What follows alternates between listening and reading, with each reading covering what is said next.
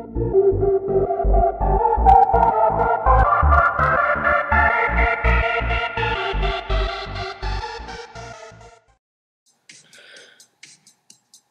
guys, what's up? This is Neveast here, and I'm not sure if you can hear that, but I do have a little bit of music playing in the background, and it's coming straight from my speakers, so it might sound really bad and all, but I'll see how this goes.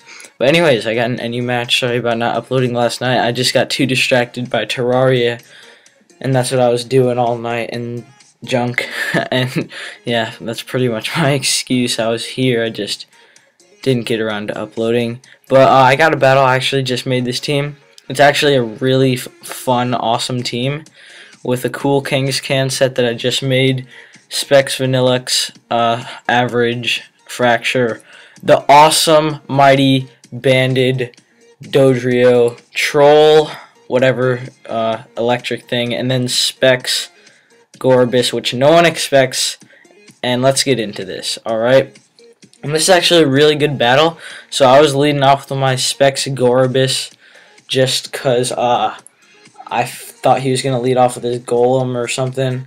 And I just straight up take out his Grand Bull first turn, so that's great. I go into my Dodrio expecting the Sleep Powder just because I have Early Bird and all that good stuff. But he goes for the Leech Seed.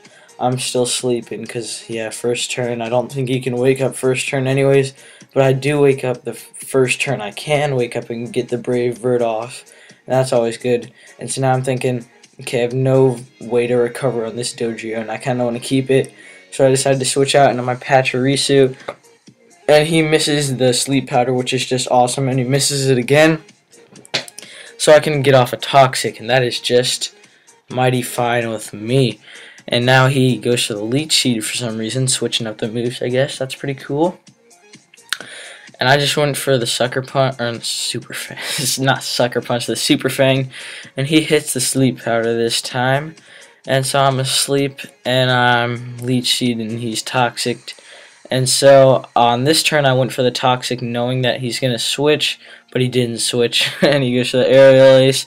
And so now I'm like, okay, he literally has nothing he can do to me besides Subseed me. But he's Toxic, so he's probably not going to want to do that. So I went for the Toxic. But sadly, I don't wake up, so that sucks. And I'm getting leeched and all that good stuff. I finally wake up and get off the Toxic, so that's always good. He gets his rocks up, which is kind of bad for me because I do have a couple things weak to rocks with no recovery. And I just go for the Super Fang, just trying to stay in and die. He predicts my switch to Dodrio, which is good because I was actually about to do that, and I'm glad that I did not. And so yeah, I bring in my Fracture now, thinking that I can maybe set up a little bit. Actually, I just take him out the low kick. I don't know what I'm talking about. I remember now. So I have the Shell Bell on this guy. I don't know why. This is on my complete not serious team, but I decided to keep Shell Bell, I guess. And so now he brings in this gay, annoying ass Jumpluff, and I'm like, okay, maybe he has Encore, but I realized that he already showed me all of his 4 moves, so I go for the sub and thinking that I can just start setting up.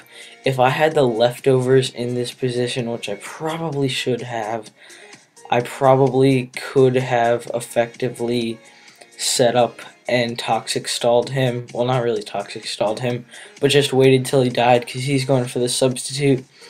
And if I had leftovers, as you will see, I probably would have gotten enough health back to the point where I could live. But so he takes my sub out on this turn after I set up to plus 3, and now I'm like, okay, I can just set up once more. The Aerial Ace might not take me out, but I pretty much knew that I was gonna die and there was no point in taking the sub out, so I just decided if I was gonna live, I might as well get up another Dragon Dance. But it's all fun and games because we both go down, and now I have the 4-3 lead, and I'm like, okay, he's either going into his Haunter or his Rotom Fan, so I go into my Vanillux because I know it can take one hit from either of those and get off the Specs Ice Beam, which is amazingly powerful.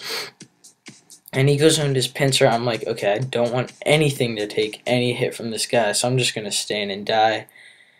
And yeah, alright, let's done with this music. Okay.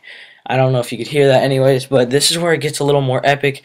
Okay, so I go for the sucker punch, and then he takes me out with the close combat, which I'm pretty sure was scarfed because of how he stayed in.